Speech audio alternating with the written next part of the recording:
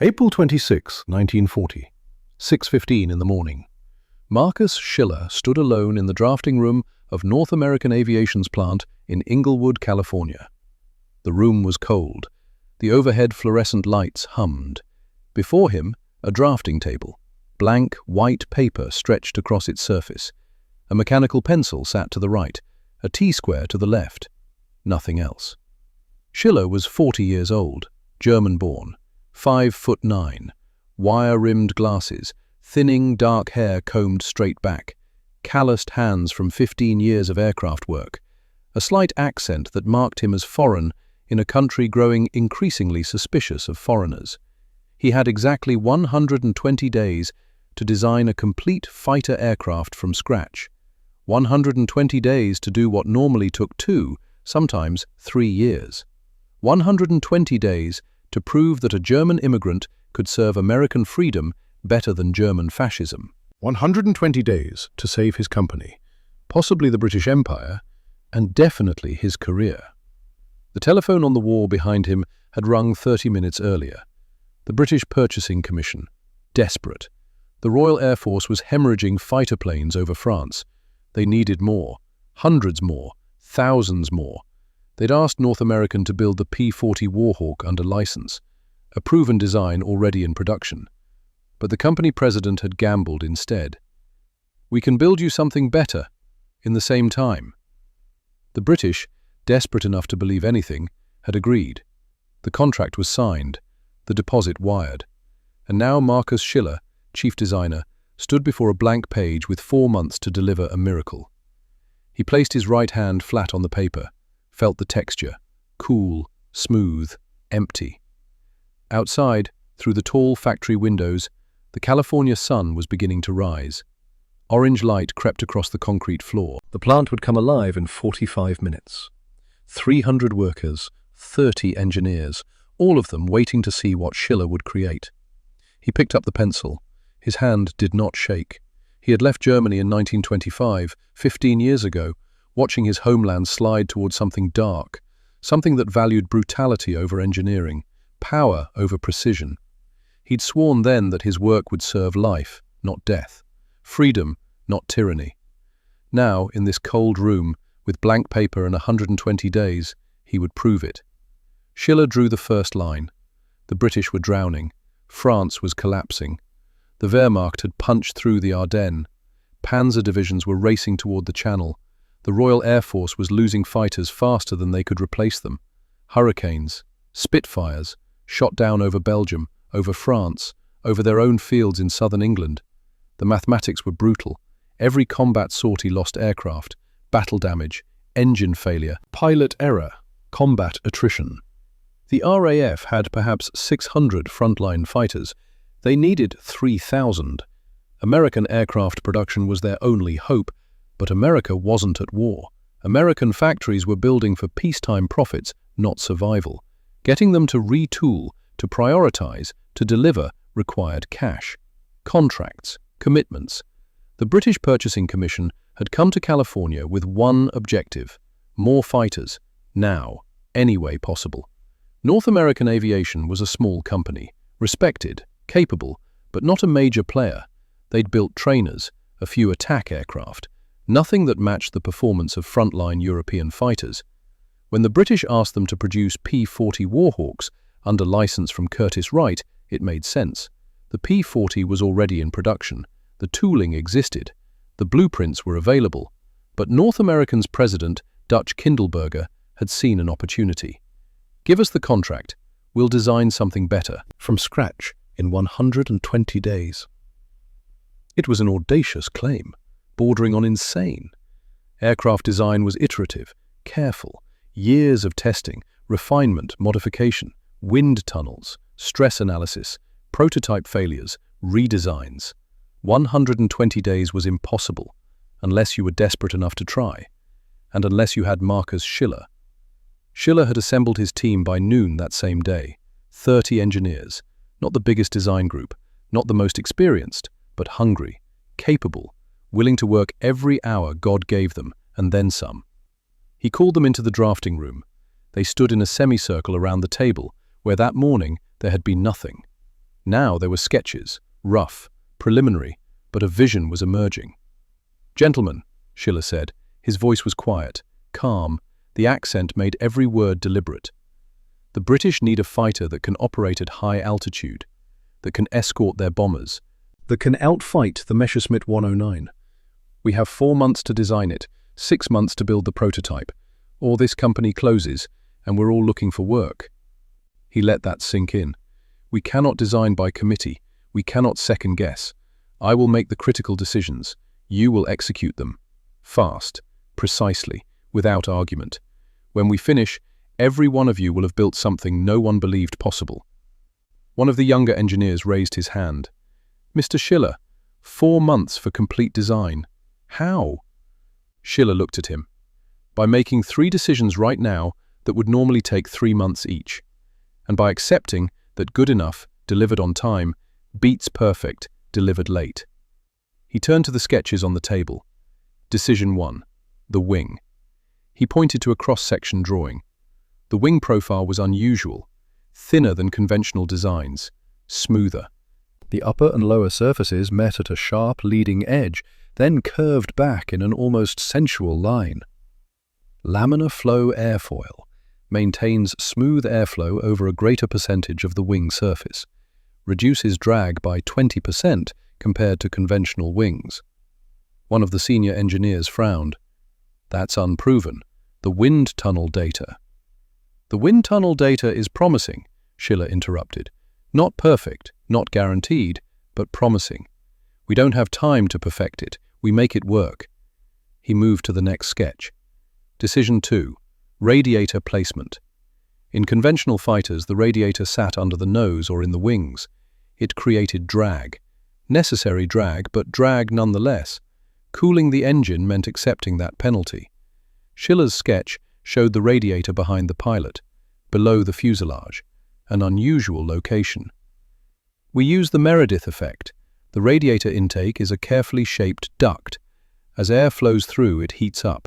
Hot air expands, accelerates, exits the duct at higher velocity than it entered. The result? Instead of pure drag, we get a small amount of thrust. We turn a liability into an asset." The room was silent. Half the engineers were skeptical. The other half were intrigued. Decision 3. Philosophy. Schiller stepped back from the table, looked at each man. "German engineering, my training, values perfection, tight tolerances, complex systems, beautiful machinery. But perfection takes time. Perfection is expensive. Perfection is fragile. American production values volume, reliability, things that work well enough, in enough quantity, delivered on time. We will design this aircraft to American standards, not German standards. Parts that can be manufactured quickly, tolerances that allow for production variation, systems that mechanics in the field can repair with common tools." He paused. "I came to America to escape perfectionism that became fascism. Here, I will build something good enough to win a war. That is better than perfect." The engineers understood. This wasn't just a design project. This was Schiller's answer to everything he'd left behind in Germany. "We start now," he said. 16-hour days, 7 days a week, no one goes home until she's finished." They didn't go home. The next 90 days were a controlled frenzy. Schiller worked at the center drafting table. Around him, the team radiated outward. Wings, fuselage, tail, engine mounts, cooling systems, landing gear, armament, control surfaces, fuel systems, hydraulics, electrical. Every component had to be designed, calculated, drawn, and specified. The laminar wing was the gamble. Schiller spent 3 nights in the wind tunnel facility at Caltech, watching smoke streams flow over wooden models, measuring pressure gradients. The data confirmed his intuition. Smooth flow extended back 70% of the chord. Conventional wings lost it at 30%. The drag reduction was real. But would it work at full scale? Under combat conditions? With imperfect manufacturing? No time to find out gradually. They committed. Full laminar flow wing. If it failed, the entire aircraft failed. The radiator placement required intricate calculations. Duct shape, inlet angle, expansion ratio, Exit velocity. Get it wrong, and the engine would overheat, or the drag would be worse than conventional placement. Schiller spent a week refining the geometry, by hand, slide rule, graph paper. No computers, no simulation software, just mathematics and intuition earned over 15 years of aircraft design. One evening, 70 days into the project, one of the younger engineers found him asleep at his drafting table, head down on a stack of stress calculations, the pencil still in his hand. The engineer draped a jacket over his shoulders and left him there. Schiller woke at 3 in the morning, looked at the calculations, found an error in the third page, fixed it, kept working. By day 90, they had complete drawings. Every component, every dimension, every specification, thousands of pages, enough information to build the prototype. The factory floor took over. 300 workers, machinists, sheet metal fabricators, welders, assemblers, electricians. The prototype, designated NA-73X, began to take shape. Aluminum sheets cut to pattern, formed over wooden bucks, riveted into place. The fuselage emerged first, sleek, narrow, every line refined for minimum drag. No bulges, no excrescences, even the canopy was fed smoothly into the fuselage spine. The wings came next, built around a main spar strong enough to handle combat loads. The laminar airfoil shape had to be precise. Too much variation and the smooth flow would separate. Turbulence would kill the advantage. The workers fabricated jigs, checked every rib, every skin panel, held tolerances tighter than they'd ever held before. Schiller walked the factory floor every day, inspecting, questioning, approving, sometimes rejecting. A wing panel with a dent, rejected, start over. A weld with a flaw, rejected, cut it out, do it again. This airplane will be flown by a young man who wants to live, he told a welder who complained about the rework. Your weld is the difference between him coming home and his mother getting a telegram. Which do you prefer? The welder didn't complain again. Day 100 arrived. The aircraft was 70% complete. Fuselage assembled, wings attached, tail surfaces fitted, engine, an Allison V1710, the only high-power engine available in quantity, was mounted. Cooling system plumbed, control surfaces rigged. Day 110, 90%. Electrical system wired, fuel system tested, hydraulics functional, propeller installed. Day 115, final assembly, canopy fitted, armament bays prepared, final paint, bare metal, polished to a mirror finish. No camouflage, no markings yet, just raw aluminum gleaming under the factory lights. Day 117, 3 days early. The NA-73X was complete. Schiller stood in front of it at 6 in the morning. The factory was quiet. The day shift hadn't arrived yet. Just him and the aircraft. She was beautiful, not because she was ornate, not because she was complex, but because every line had purpose. Every curve reduced drag. Every component served the mission. Form followed function so perfectly that the result was grace. 40 feet long, 37-foot wingspan, sleek nose housing the Allison engine, delicate landing gear tucked under the wings. The tail stood high. The whole aircraft seemed poised, ready to leap into the air. Schiller walked around her slowly, ran his hand along the wing's leading edge, felt the smoothness of the laminar surface. Perfect. The workers had held tolerance. The airfoil shape was exact. He moved to the radiator intake, crouched down, looked through the duct. The radiator core sat precisely positioned. The exit duct flared exactly as calculated. If the math was right, this would work. If. He stood. Placed both hands flat on the fuselage side. The metal was cool, smooth, rivets flush, seams tight. This was a machine built by human hands. 300 workers, 90 days of labor, millions of decisions, thousands of parts, all of it coming together into this single object. Behind him, the factory doors opened. The day shift was arriving. Within an hour, they'd roll the NA-73X out to the flight line. Within a week, A test pilot would fly her for the first time. Schiller had done his part. The design was sound. The construction was solid. Now came the test. Either she would fly as calculated, or the math was wrong, or the assumptions were flawed, or some detail, some minor thing overlooked, would kill the pilot and destroy 4 months of work. Aircraft design was always a gamble.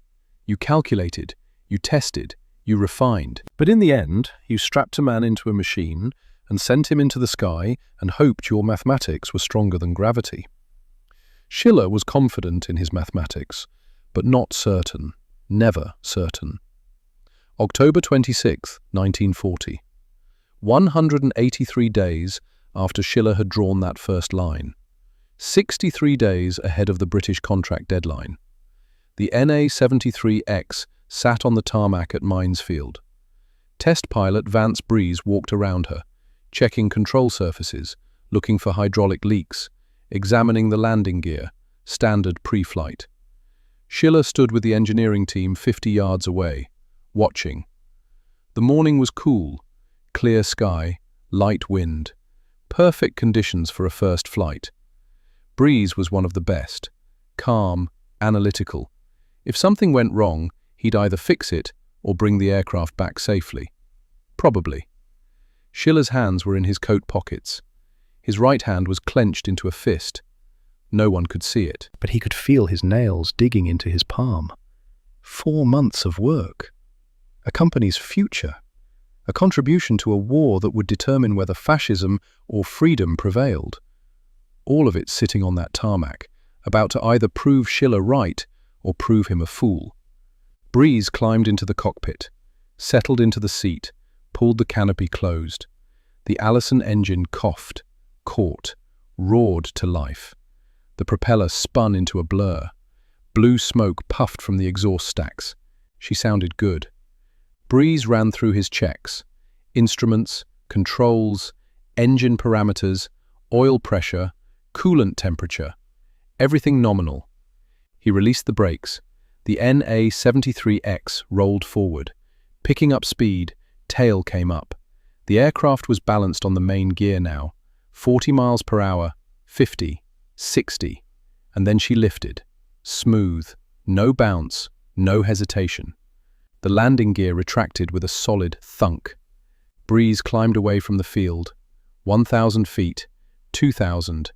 Banking left in a gentle turn. Schiller exhaled. He hadn't realized he'd been holding his breath. The aircraft flew. That was the first hurdle. Now came the real test. Performance, handling, stability, speed. Breeze spent 40 minutes in the air, exploring the flight envelope. Slow flight, accelerated stalls, turns, climbs, dives, landing gear extension and retraction, flaps. Everything a pilot would do in combat. When he landed, taxied back and shut down the engine, the engineering team converged on the aircraft. Breeze climbed out, took off his leather helmet, looked at Schiller. "Well?" Schiller asked. Breeze smiled. "She's responsive, balanced, no bad habits, climbs well, turns well, fast too, feels fast, very fast. Problems? Visibility could be better. The canopy framing blocks some sight lines, but overall..." Breeze paused. "Overall, Mr. Schiller, you built a damn fine airplane." Relief washed through Schiller. Not triumph. Not yet. But relief. The design worked. The gamble on the laminar wing had paid off. The Meredith effect radiator functioned as calculated. The aircraft was stable, controllable, and apparently fast. The test data came back that evening. Maximum speed at 10,000 feet, 382 miles per hour. Faster than the P-40, faster than the Hurricane, almost as fast as the Spitfire, at 10,000 feet. But what about 25,000 feet? What happened when the Allison engine ran out of breath in the thin air? That test would come later, after more flights, after the British acceptance trials. For now, Schiller allowed himself a small measure of satisfaction. 4 months ago, he'd stared at a blank page. Today, he'd watched that blank page fly. The altitude tests came 6 weeks later. December 1940. Wright Field, Ohio. United States Army Air Force testing facility. Cold, gray sky, wind cutting across the tarmac. The Mustang sat among other aircraft under evaluation. Sleek, beautiful, out of place among the utilitarian fighters the Army preferred. A USAF test pilot, Captain Robert Elder, climbed into the cockpit. Same pre-flight routine Vance Breeze had performed in California. But this time, the test card called for high-altitude performance evaluation, combat ceiling, rate of climb, speed at 25,000 feet, the numbers that would determine whether this aircraft could fight where the war was actually being fought. Schiller wasn't there. He was back in California, but he knew what was happening. He'd run the calculations himself. The Allison V1710 engine produced 1,150 horsepower at sea level, good power, but without a two-stage supercharger, that power bled away as the air thinned. At 15,000 feet, the engine was producing maybe 900 horsepower. At 20,000 feet, 700. At 25,000 feet, 500. You couldn't fight at 25,000 feet with 500 horsepower. Not against Messerschmitt 109Es with 1,200 horsepower at altitude. Not against Fokker-Wulf 190Es that could climb and dive and turn at heights where the Mustang would be gasping. The telegram arrived 3 days later. Schiller opened it in his office, read it once, read it again. The words didn't change. Altitude performance inadequate, stop.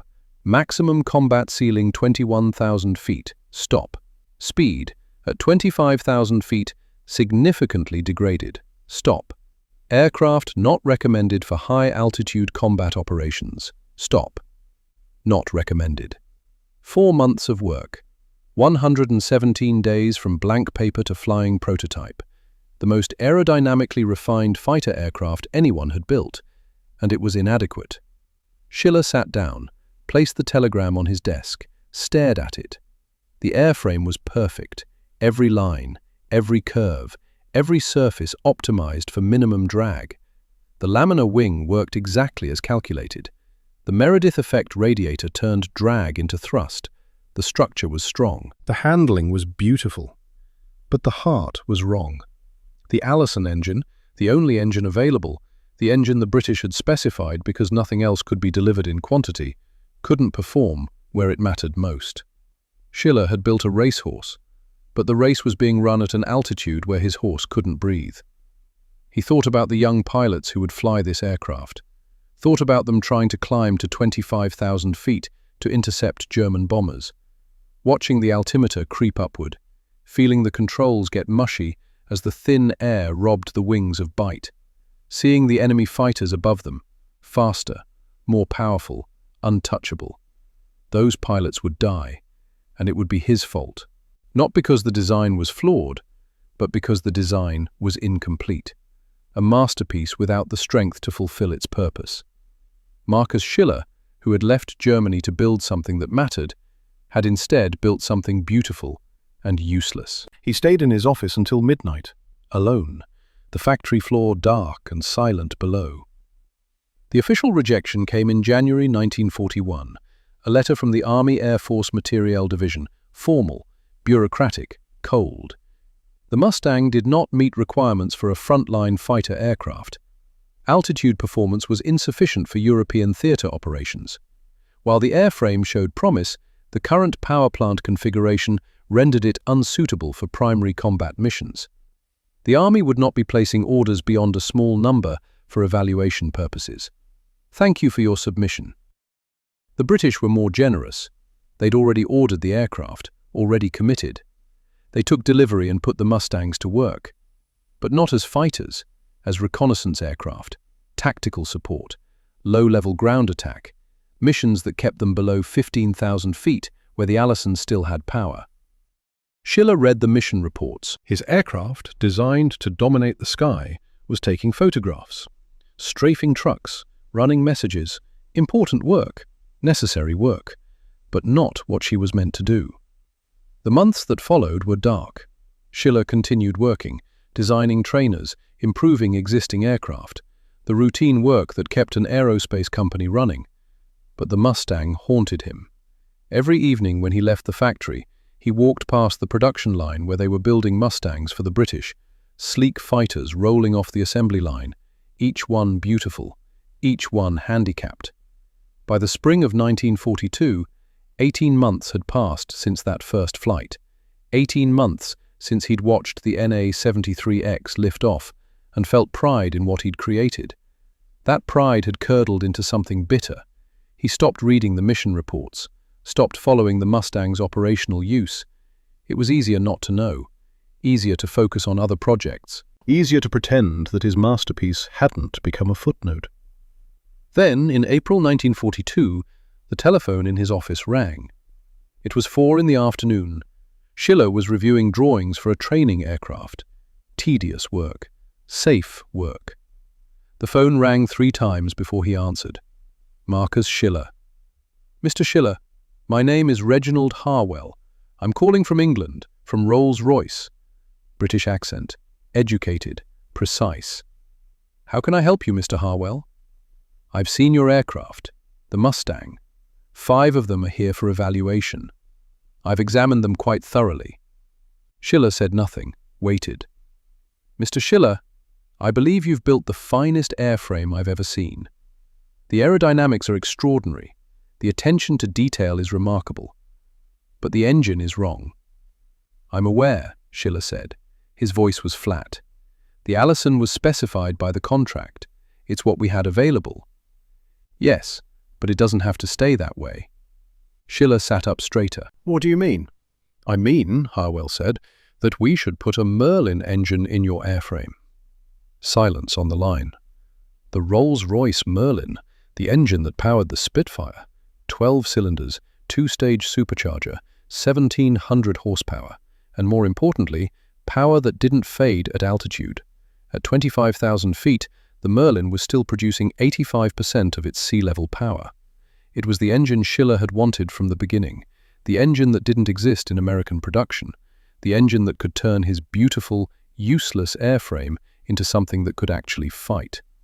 Mr. Harwell, Schiller said slowly, you can't just swap engines.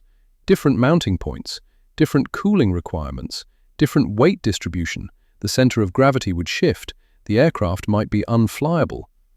I'm aware of the challenges, Harwell replied.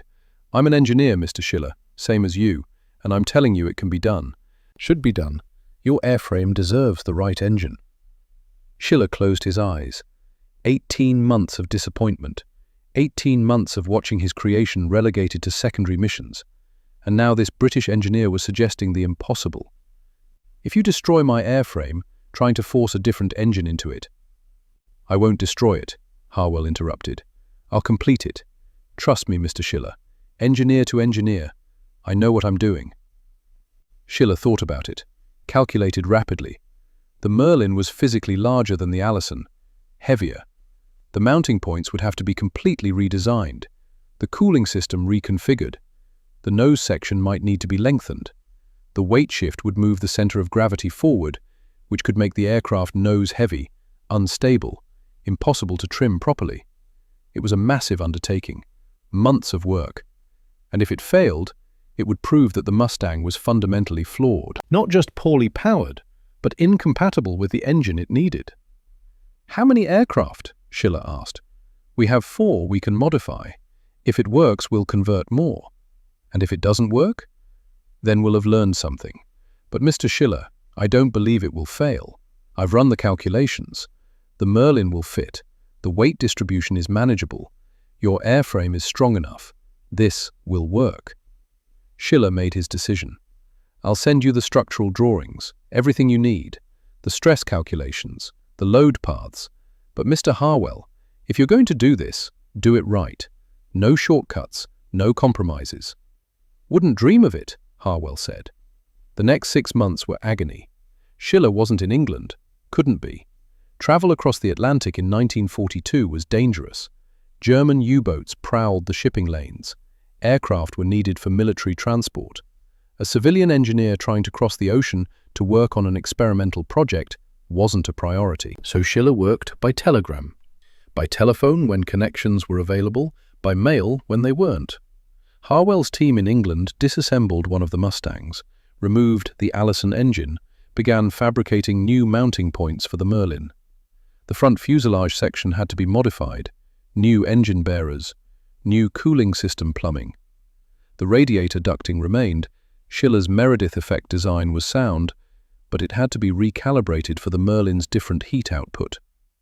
Every week, Harwell sent progress reports, detailed, technical, the kind of communication one engineer sends another when they both understand that precision matters more than encouragement.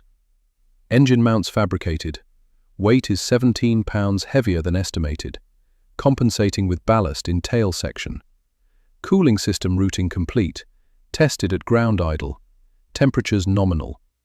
Propeller adapter machined, Rolls-Royce 4-blade propeller installed, heavier than Allison 3-blade. Additional weight forward, recalculating center of gravity. Schiller read each telegram, ran his own calculations, cross-checked Harwell's numbers. The center of gravity was shifting forward. That was dangerous. Too much weight in the nose, and the aircraft would be unstable in pitch, difficult to control. A young pilot in combat wouldn't have the strength or the skill to handle it. He sent a telegram back. Center of gravity critical, stop. Consider moving battery aft, stop. Relocate radio equipment, stop. Every pound matters, stop. Harwell's response came 2 days later. Battery relocated, stop. Radio aft of cockpit, stop. CG. Now 0.3 inches forward of original, stop. Within acceptable limits, stop. 0.3 inches, 7.5 millimeters. The difference between flyable and unflyable might come down to less than a centimeter. This was what engineering was. Not grand visions, not sweeping designs, but millimeters, grams, tolerances measured in thousandths of an inch, getting 10,000 details right so that one young man in a cockpit could do his job and come home alive. Schiller barely slept during those months. He'd wake at 3 in the morning thinking about stress loads, wing attachment points, whether the additional power of the Merlin would exceed the structural limits of the airframe, whether some detail he'd overlooked 18 months ago would surface now and destroy everything. In late September, a telegram arrived. Conversion complete. Stop. Aircraft designated Mustang X. Stop. First flight scheduled 13th October. Stop. October 13th, 1942. Almost exactly 2 years after that first flight of the NA-73X in California, Schiller arranged to be by the telephone in his office at the time of the test flight. The time difference meant it would be afternoon in England, morning in California. He told his secretary to hold all calls, locked his office door, sat at his desk, waiting. The phone rang at 9:47 in the morning. He grabbed it before the second ring. Schiller? Mr. Schiller. Reginald Harwell. She flew. Schiller's hand tightened on the receiver. And she's magnificent. The test pilot, Captain Drake, he's been flying Spitfires for 2 years. He says this is better, faster, climbs like she's got wings made of light. At 20,000 feet, where your Allison version would start to slow down, the Merlin is just getting started. We hit 25,000 feet and she was still accelerating. Schiller closed his eyes, felt something in his chest unclench, something that had been tight for 18 months. Handling? He asked. Better than the original. The weight distribution actually improved the balance. She's lighter on the controls, more responsive. Drake says it's the best fighter he's ever flown. Speed? We're still collecting data, but preliminary numbers show 440 miles per hour at 25,000 feet. Your Allison version did 390 at 10,000 and then bled off. This maintains speed at altitude, actually gets faster as she climbs. 440 miles per hour, faster than a Messerschmitt 109, faster than a Focke-Wulf 190, faster than anything the Germans had, and she could maintain that speed at the altitude where the air war was being fought. Mr. Harwell, Schiller said quietly. Thank you. Thank you, Mr. Schiller. You built the airframe. I just gave it the heart it deserved. This aircraft is going to change the war.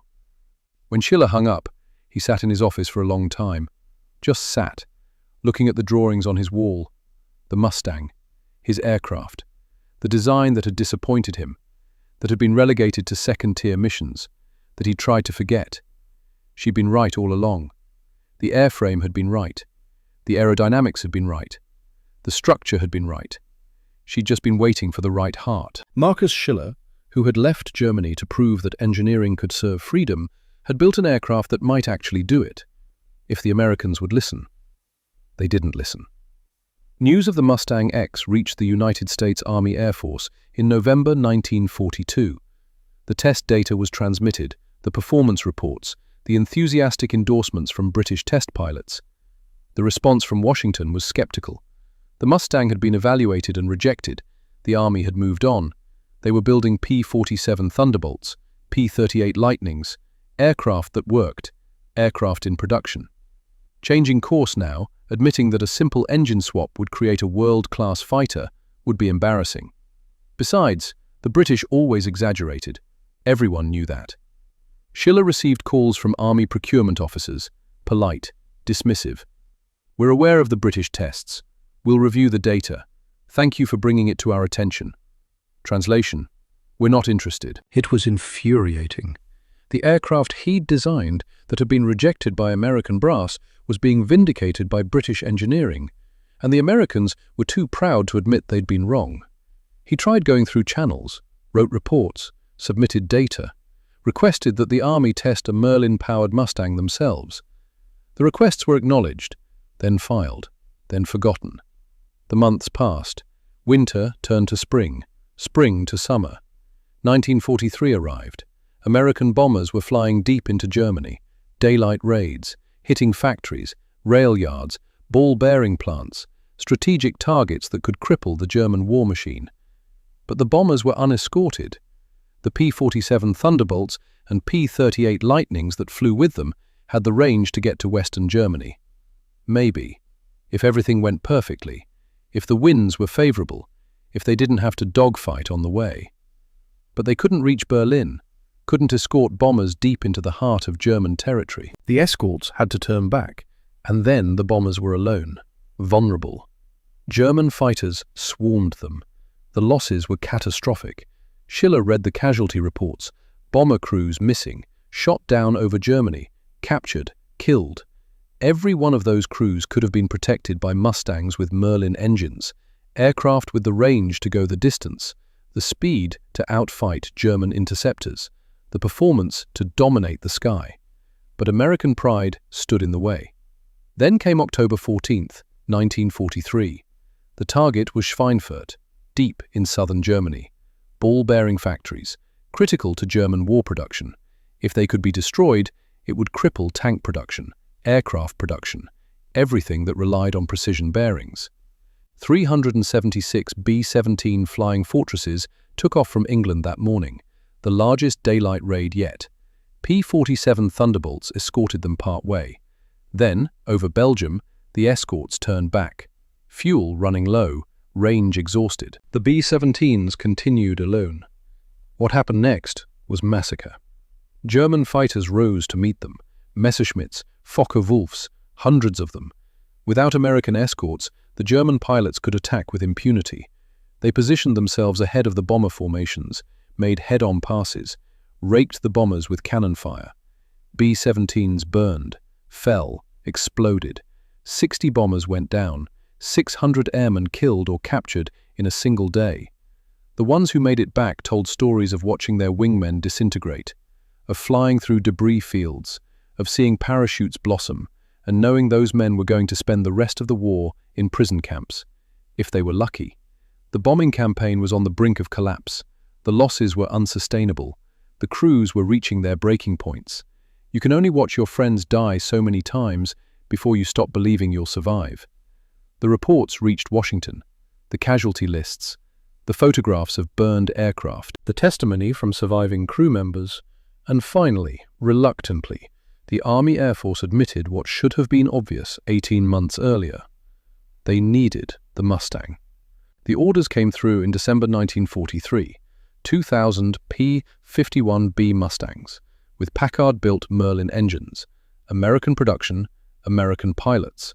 The full weight of American industrial might finally committed to building the aircraft Schiller had designed 3 years earlier. He should have felt vindicated.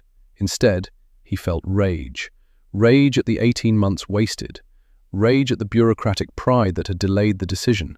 Rage at the bomber crews who had died because the right aircraft wasn't available.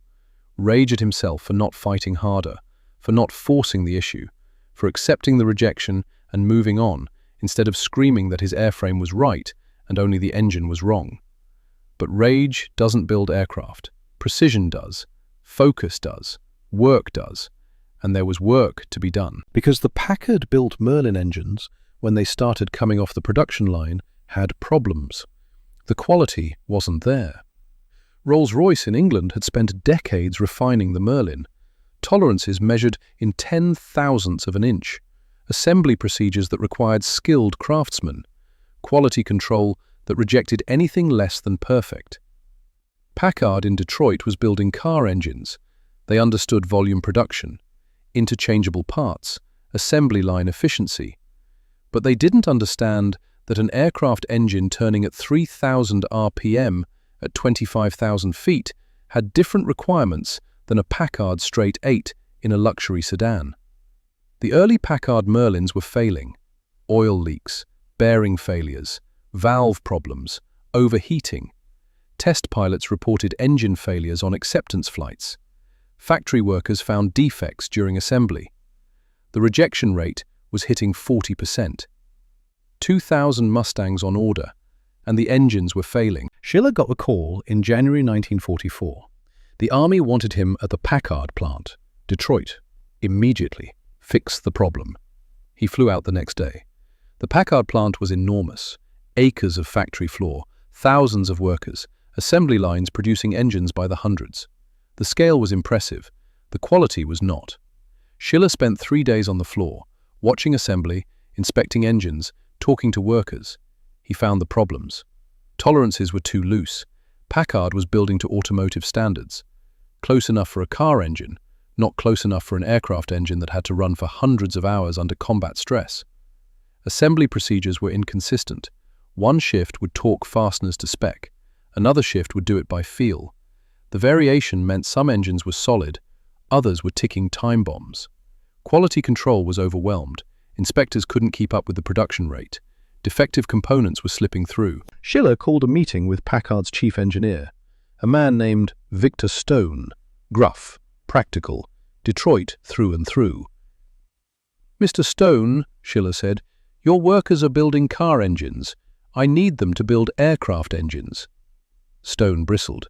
"We're following the specifications Rolls-Royce provided." "You're following them approximately," Schiller corrected. "Aircraft engines require precision. A car engine that's slightly out of spec will run rough. An aircraft engine that's slightly out of spec will fail at 25,000 feet and kill the pilot." Stone stared at him. "What do you want me to do? Slow down production? We've got quotas to meet."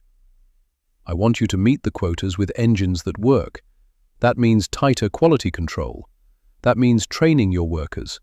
That means rejecting anything that doesn't meet spec, even if it looks close enough.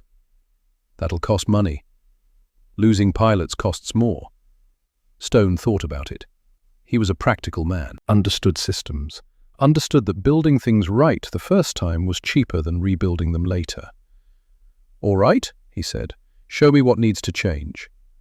Schiller spent the next 6 weeks in Detroit, on the factory floor, training workers, demonstrating proper torque procedures, explaining why tolerances mattered, rejecting engines that didn't meet spec, and making the workers rebuild them until they got it right. The workers complained. The rejection rate climbed even higher initially. Foremen worried about missing quotas. But Schiller was relentless. "This rivet," he said, holding up a single piece of metal, "goes into the engine mount. If it's installed wrong, if the hole is drilled off-center by 2,000ths of an inch, it will work loose under vibration. The engine will shift. The propeller will be out of balance. The aircraft will vibrate itself apart. And the pilot will die. Do you want to be the man who drilled that hole wrong?" The workers stopped complaining.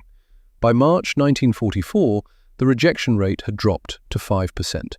The engines coming off the line were solid, reliable, up to Rolls-Royce standards. Production hit 1,000 engines per month, 1,000 Mustangs per month, enough to equip fighter groups across England, enough to escort bombers to Berlin and back, enough to change the war. Schiller returned to California in late March, exhausted. He'd been living in hotels for weeks, eating factory cafeteria food, breathing machine oil and aluminum dust. But the engines were right now. The aircraft were being built, and soon, very soon, they'd be in combat. In early April, he received word that the first P-51B Mustangs had arrived in England. Fighter groups were transitioning from P-47s. Pilots were flying their first missions. He got a letter from one of the pilots, a captain named Brooks, commander of the 4th Fighter Group. "Mr. Schiller, I flew your aircraft today. She's everything they said, fast, agile, and she'll take us all the way to Berlin. Thank you for building something that might actually bring us home." Marcus Schiller read that letter 3 times. Then he folded it carefully and put it in his desk drawer, next to the telegram from December 1940 that had said his aircraft was inadequate. Both documents were true, both documents were lies. The aircraft had always been adequate, more than adequate. She'd just been waiting for someone to see it. March 6, 1944. Marcus Schiller sat in his office in Inglewood, California, 3,000 miles from England, 5,000 miles from Berlin, but closer to the war than he'd ever been. On his desk, a telephone, a notepad, a pencil. The clock on the wall read 11:43 in the morning, Pacific time, which meant 7:43 in the evening in England. The mission would be over by now, one way or another. 200 P-51B Mustangs had taken off from English airbases that morning. Their target? Berlin. 800 B-17 flying fortresses carrying bombs deep into the heart of Germany. And for the first time, those bombers would have fighter escort for the entire mission, all the way in, all the way out. Schiller's aircraft, his design, with Reginald Harwell's Merlin engine and Packard's improved production quality, finally doing what she'd been designed to do 4 years ago. He'd been waiting by the phone since 9 in the morning, drinking cold coffee, not eating, just waiting. The phone rang. He grabbed it before the first ring finished. "Schiller." "Mr. Schiller, this is Colonel Andrews, 8th Air Force Headquarters calling from England." American accent, southern, tired, but something else in the voice, something that might have been relief. "I thought you'd want to know. The mission is complete. The bombers are back." Schiller waited, said nothing. "Mr. Schiller, your Mustangs went all the way to Berlin, escorted the heavies over the target, fought off every German fighter that tried to intercept, and brought the bombers home." "Losses?" Schiller's voice was steady, but his hand on the phone was not. 11 Mustangs out of 200, 5%. The Germans lost 82 fighters confirmed, probably more. Schiller did the mathematics in his head. 82 German fighters destroyed, 11 Mustangs lost, 7.4 to 1 kill ratio. And the bombers? 24 lost, out of 800, 3% loss rate. 3%. Before the Mustangs, bomber losses on deep penetration raids ran 15, sometimes 20%. Schweinfurt had been 16%. 60 bombers in a single day, 600 men.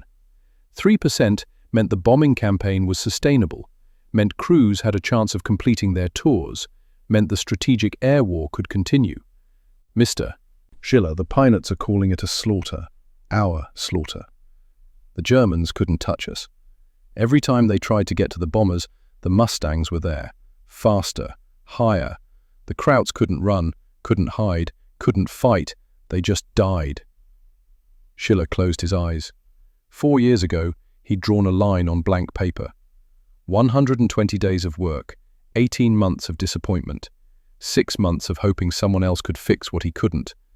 And now, over Berlin, young Americans were dominating the sky in aircraft he designed. "The pilots want me to tell you something," Colonel Andrews said. "They said your airplane saved their lives today, said she's the best fighter anyone's ever flown, said to tell you thank you." Schiller's throat was tight. "Tell them I just drew the lines. They're the ones flying her." "They're flying her well, Mr. Schiller. Real well. This is going to change everything." The call ended. Schiller sat in his office, alone. The afternoon sun was streaming through the windows, illuminating the drawings on his walls. Mustang schematics, airfoil sections, stress calculations.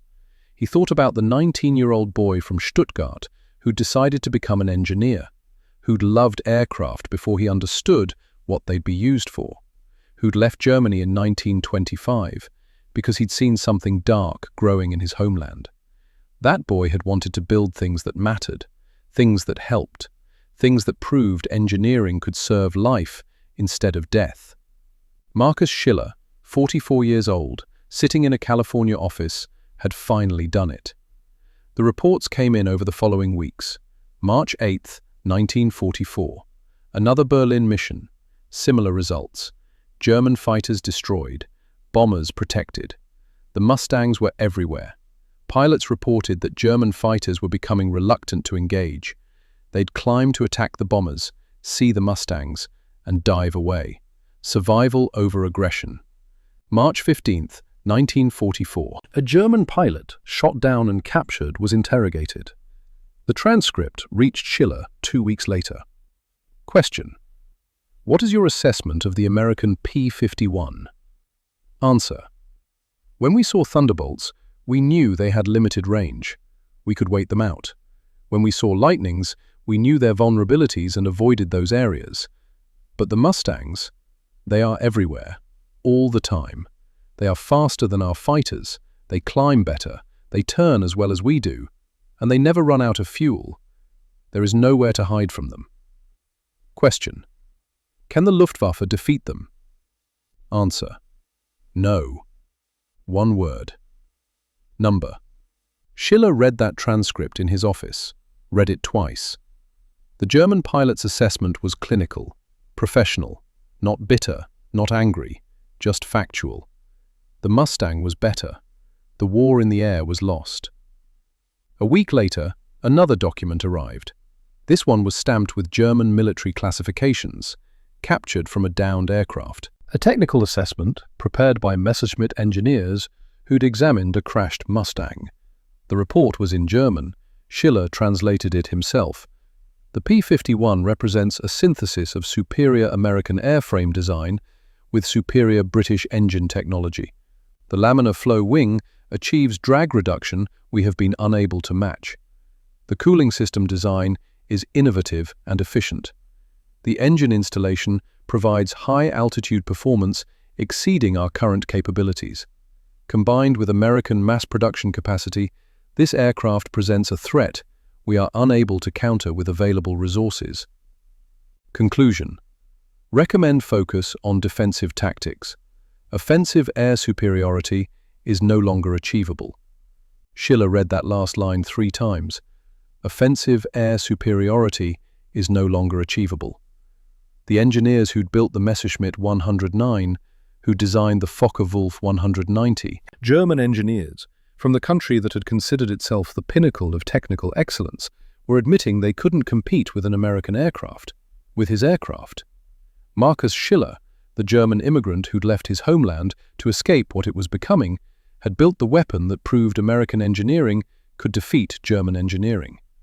Not because Americans were smarter, but because the system was different, the philosophy was different.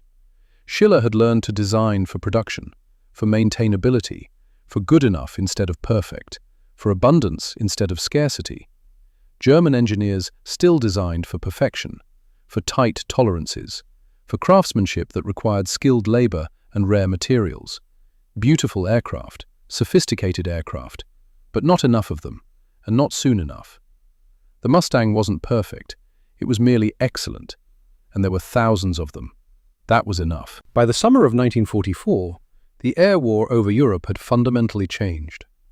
American bombers flew daily missions deep into Germany, hitting oil refineries, synthetic fuel plants, aircraft factories, railway yards, every strategic target that kept the German war machine running. And they flew with Mustang escorts, always. The bomber loss rate stayed at 3 to 4%, sustainable. The crews believed they might survive their tours. Morale improved. Effectiveness improved. German fighter losses accelerated. The Luftwaffe was losing experienced pilots faster than they could train replacements. Fuel shortages meant new pilots got minimal training, 50 hours, sometimes less. They went into combat against American pilots with 200, 300 hours of training, flying inferior aircraft against superior numbers. The outcome was predictable. Schiller tracked the statistics.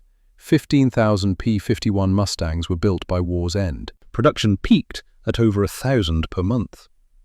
The factories ran 3 shifts. Workers who'd never built aircraft before were assembling Mustangs with precision because Schiller had designed them to be buildable. Germany produced perhaps 7,000 fighters total in the same period. Good fighters, sophisticated fighters, but 7,000 against 15,000 is mathematics, not courage. 2,500 Mustangs were lost in combat, 17% of production. Every loss meant a pilot killed, captured, or wounded. Every loss was a young man who climbed into an aircraft Schiller designed and didn't come home. He thought about them, all of them, the ones who survived and the ones who didn't. But he also thought about the bomber crews, 10 men per bomber. The Mustangs had reduced bomber losses from 16% to 3%, 13% difference. On 800 aircraft per mission, that was 100 bombers saved per mission, 1,000 men per mission, over hundreds of missions. The mathematics were brutal and clear. The Mustang had saved more lives than it cost. That was what engineering was supposed to do. The war in Europe ended in May 1945. Schiller was in his office when the announcement came over the radio. Germany had surrendered, unconditional. The fighting was over. He turned off the radio, sat in silence. The country he'd been born in had been defeated. By the country he'd chosen, using weapons he'd helped create. He should have felt something. Triumph, vindication, relief. Instead, he felt tired. 60 million people dead, cities destroyed, nations shattered. And for what? Because some men decided their race was superior, their nation was destined to rule. Their system was the only system. Engineering had fed that machine. German engineering. Brilliant, sophisticated, deadly engineering. Tanks, aircraft, submarines, rockets. All of it designed by men who were good at mathematics and didn't ask enough questions about what they were building. Schiller had asked those questions, had left, had chosen differently, but he knew, sitting in his office that May afternoon, that the choice had been luck as much as virtue. He'd left Germany in 1925, before the worst. If he'd been younger, if he'd stayed, would he have had the courage to resist? Or would he have been like those engineers at Messerschmitt and Fokker-Wulf, building beautiful machines for terrible purposes and telling themselves they were just doing their jobs? He didn't know, hoped he would have resisted, couldn't be certain. What he knew was this: engineering without ethics was just mathematics in service of murder, and he'd spent 20 years trying to prove engineering could serve something better. In June 1945, Schiller made the trip he'd been unable to make during the war, crossed the Atlantic on a military transport, landed in England, travelled to an airbase in East Anglia where Mustangs were still stationed. The war in Europe was over, but the war in the Pacific continued. Some of the fighter groups were being redeployed, others were preparing to return home.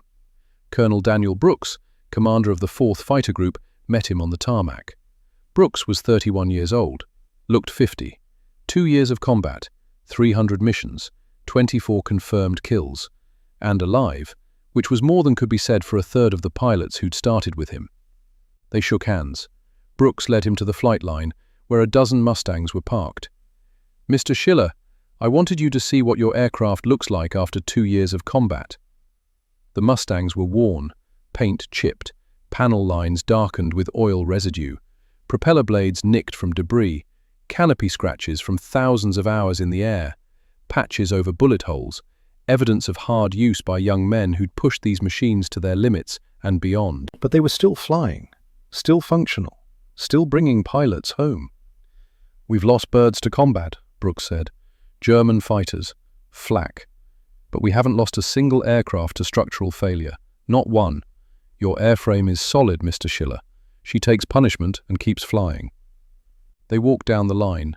Brooks pointed to one Mustang with 57 kill markings painted on the fuselage. "That's mine. Flown her since February '44, taken hits from 20mm cannons, had hydraulics shot out over Hamburg, lost oil pressure over Berlin. Every time she brought me home.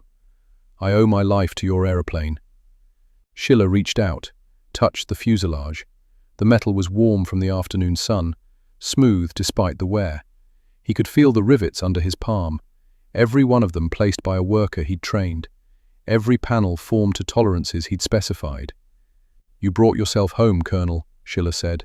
"She just helped." She helped a lot. They stood there, the German-born engineer and the American combat pilot, looking at an aircraft that had been rejected, then vindicated, then proven in the only test that mattered. "The pilots want to meet you," Brooks said, "if you're willing." Schiller met them in the ready room. 20 pilots, some barely old enough to drink, others looking older than their years. They stood when he entered. He told them to sit. They asked questions about the design, about the laminar wing, about whether he'd known it would be this good. "I knew the airframe was right," Schiller said. "I didn't know if anyone would see it. The engine was wrong for 2 years. I thought she'd be forgotten. But Mr. Harwell in England, he saw what she could be, and you proved it."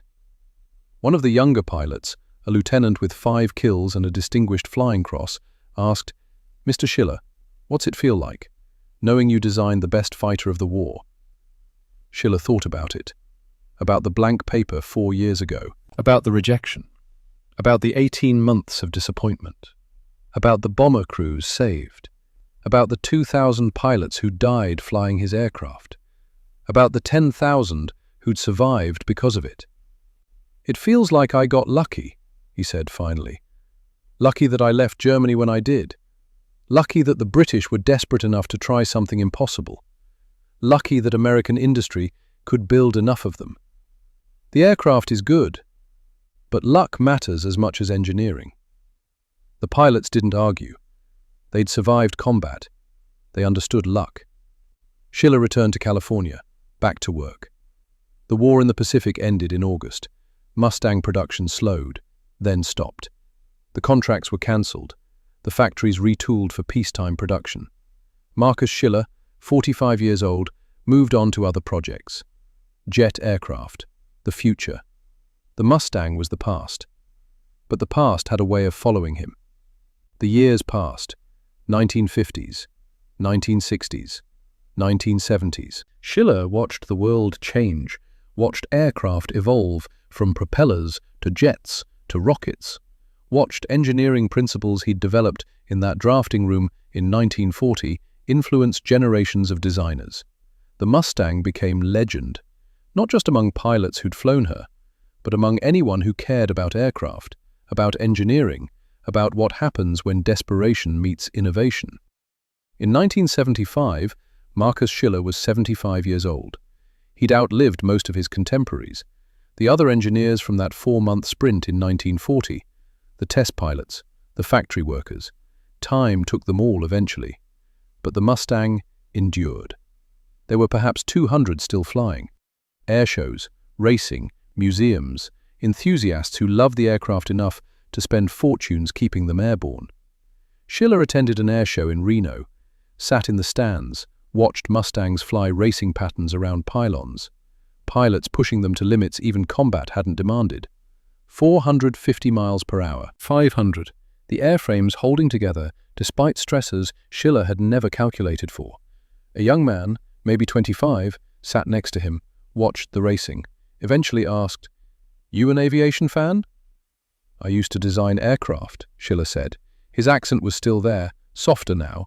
50 years in America had smoothed it, but not erased it. "Anything I'd know?" "Maybe. The P-51 Mustang." The young man's eyes widened. "You designed the Mustang?" "The airframe, yes." "That's incredible. Best fighter of World War II. Everyone knows that." Schiller watched the Mustangs racing, heard the Merlins roaring, saw the crowd cheering. "Can I ask you something?" the young man said. What was it like, knowing you designed the best? Schiller had been asked that question many times over the years, by pilots, by engineers, by historians. He'd given different answers, all of them true, all of them incomplete. "I'll tell you what I learned," he said. "I came to America from Germany, left because I saw my country becoming something terrible. In Germany, we valued perfection, precision, engineering so exact, so refined, that it was beautiful. But perfection takes time, takes resources, takes expertise that's rare. And when you build for perfection, you build fewer, you build slower, you build things that can't be replaced when they're lost." The young man listened. The Mustangs howled past. The crowd roared. "In America, I learned a different way. Good enough, on time, in quantity. Not perfect, but available. Not irreplaceable, but abundant.